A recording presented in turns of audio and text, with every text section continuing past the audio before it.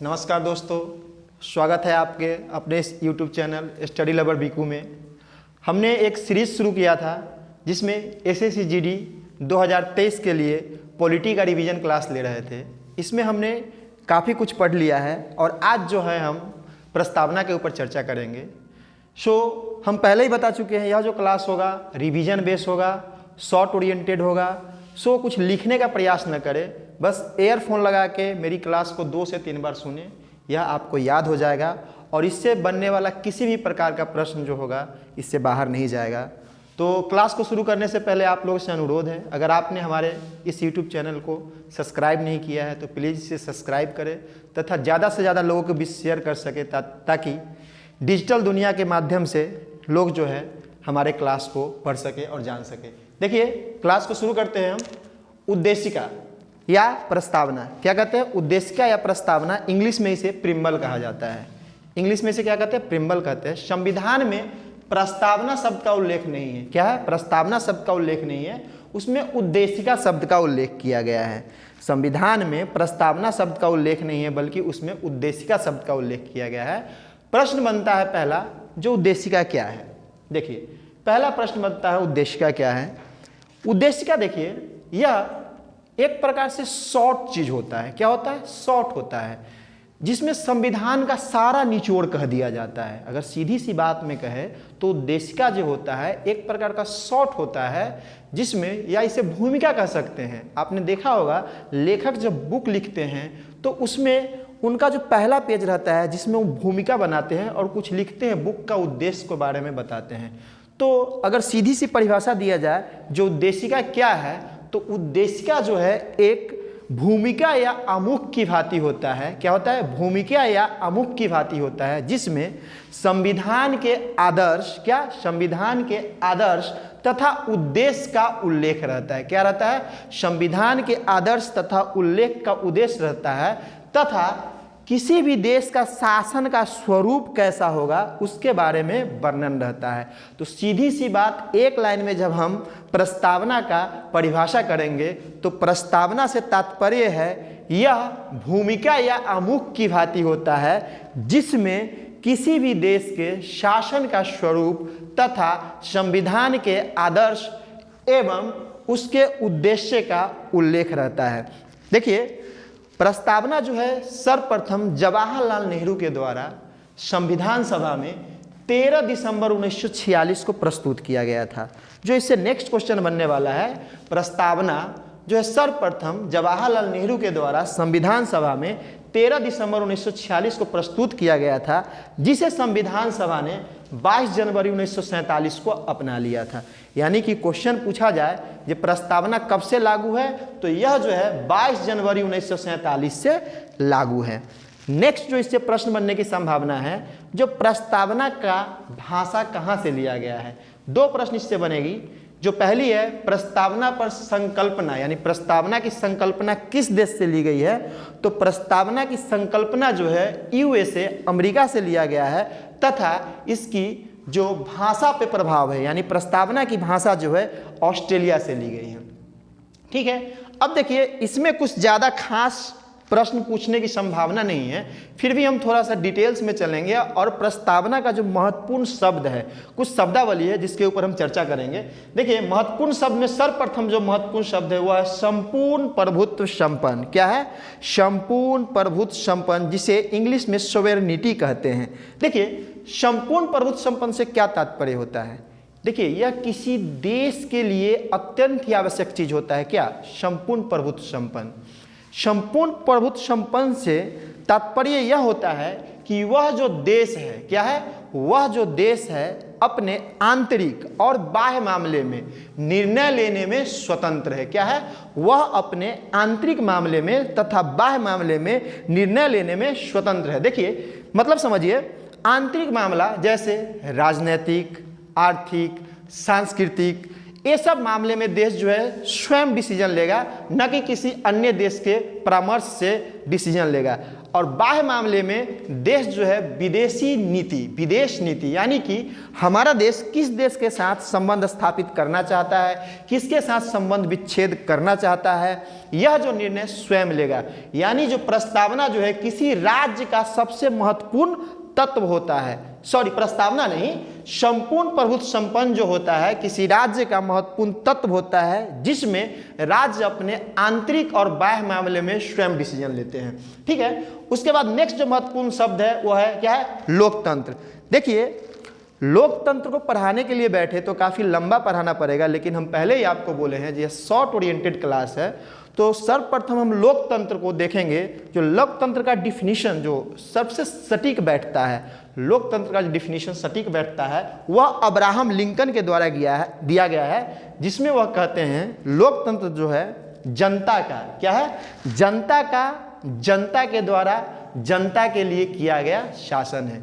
सीधी सी भाषा में देखें तो लोकतंत्र जो है जनता का मतलब, देखिए लोकतंत्र में हम क्या करते हैं, जनता जो है आपस में आपसी सहमति से स्वयं पर शासन करने के लिए, क्या आपसी सहमति से स्वयं पर शासन करने के लिए, ताकि उसका विकास हो सके, डेवलपमेंट हो सके, कुछ व्यक्तियों को चुनती है और वह व्यक्ति क्या हम पे शासन करते हैं। इसे क्या कहते हैं, लोकतंत्र कहते हैं। देखिए, लोकतंत्र को अरस्तु ने मूर्खों का शासन कहा है। हमने पहले ही बताया था यह जो क्लास होगा एसएससी ओरिएंटेड बेस होगा, इसीलिए हम सिर्फ इस पे जो माइन्यूट फैक्ट है उसके ऊपर चर्चा करेंगे। तो लोकतंत्र को अरस्तु ने क्या कहा है, मूर्खों का शासन कहा है। देखिए, लोकतंत्र जो होते हैं मुख्यतः दो प्रकार के होते हैं। क्या होते हैं, लोकतंत्र मुख्यतः दो प्रकार के होते हैं, जिसमें एक जो होता है आपका संसदीय लोकतंत्र तथा दूसरा जो होता है अध्यक्षात्मक लोकतंत्र होता है। क्या होता है, संसदीय लोकतंत्र और दूसरा जो होता है अध्यक्षात्मक लोकतंत्र। संसदीय लोकतंत्र का अगर डिफिनीशन देखें तो, डिफिनीशन नहीं, इसका अगर एग्जाम्पल हम देखें तो संसदीय लोकतंत्र के एग्जाम्पल में भारत और ब्रिटेन आता है, जबकि अध्यक्षात्मक लोकतंत्र में अमेरिका आता है।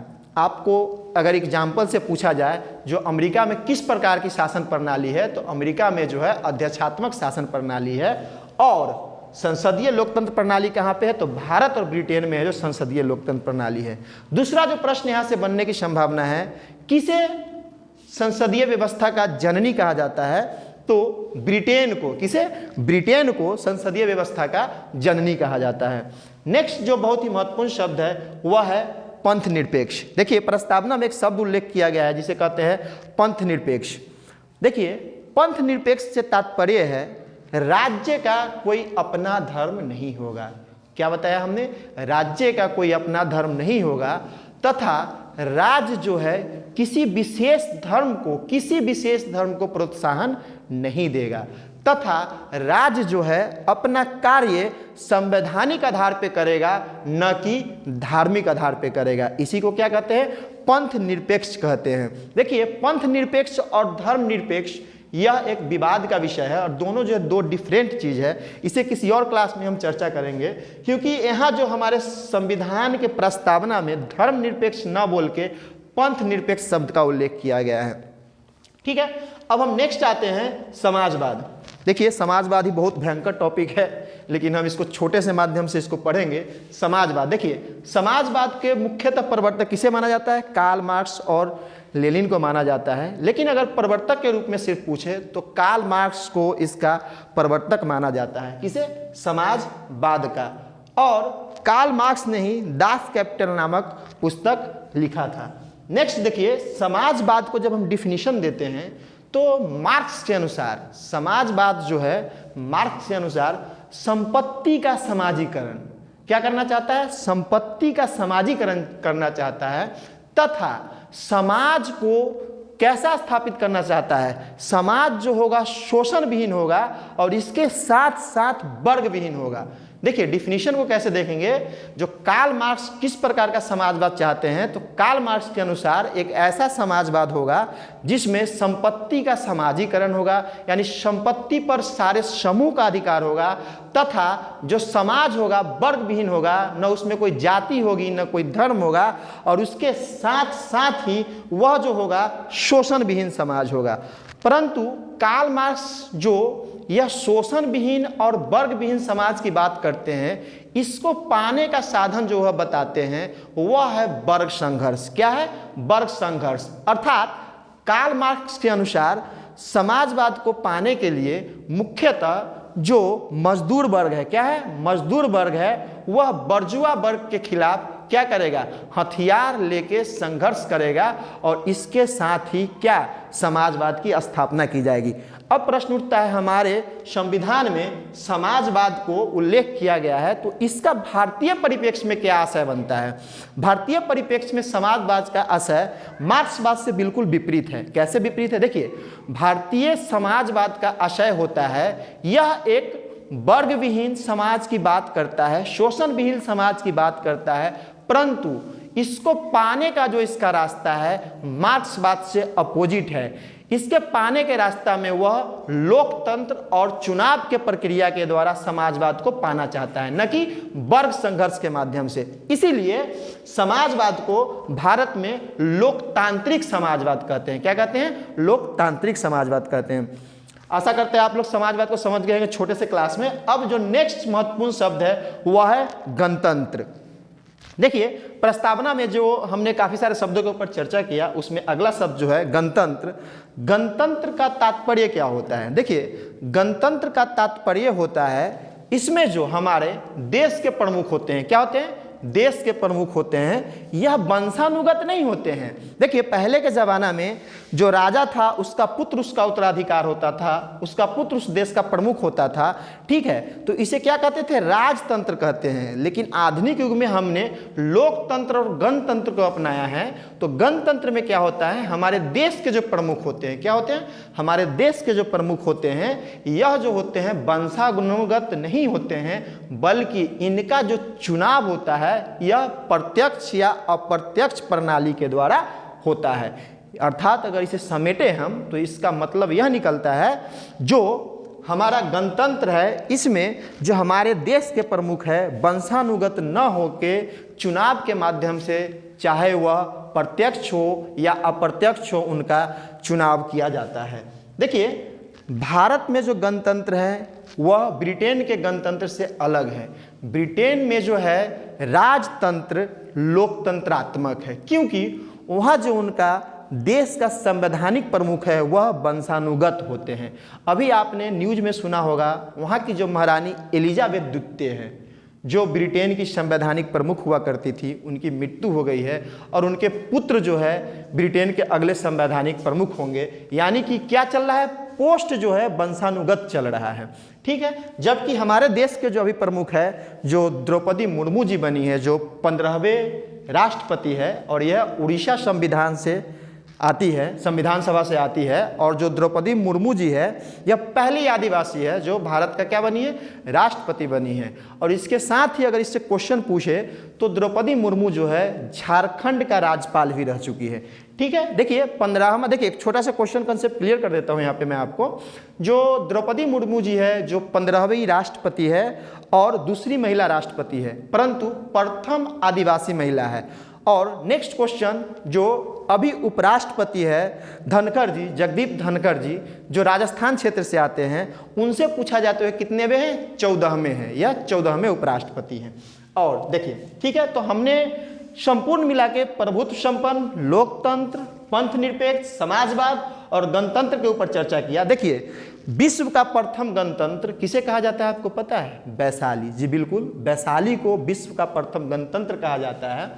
अब देखिए, हम देखते हैं विवाद किस पे? प्रस्तावना के ऊपर क्या विवाद है। देखिए, प्रस्तावना के ऊपर विवाद है, जो प्रस्तावना को संविधान का भाग माना जाए या नहीं माना जाए, यह विवाद चला। जिस प्रस्तावना को संविधान का भाग माना जाए या नहीं माना जाए, और इसमें संशोधन किया जाए कि नहीं किया जाए। देखिए, बेरुवारी केस में, क्या बेरुवारी केस 1960 में, इसे संविधान का भाग नहीं माना गया, इसे संविधान का भाग नहीं माना गया, परंतु इसे हमारे संविधान निर्माता की मस्तिष्क की एक अच्छी उपज मानी गई। क्या मानी गई? अच्छी उपज मानी गई।